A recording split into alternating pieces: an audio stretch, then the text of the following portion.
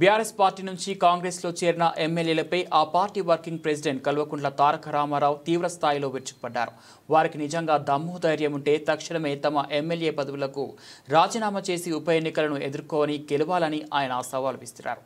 ఆదివారం షేర్లింగంపల్లి నియోజకవర్గంలో ఏర్పాటు చేసిన బీఆర్ఎస్ కార్యకర్తల విస్తృత స్థాయి సమావేశంలో ఆయన ప్రసంగించారు.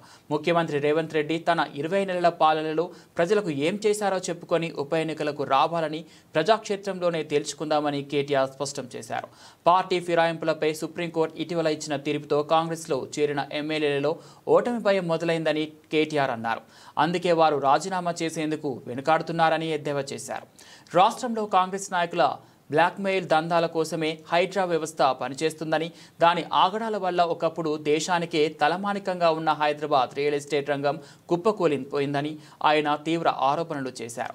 గతంలో బీఆర్ఎస్ ప్రభుత్వం 10 ఏళ్లలో చేసిన అప్పు కంటే రేవంత్ రెడ్డి కేవలం 20 నెలల కాలంలోనే ఎక్కువ అప్పులు చేశారని విమర్శించారు.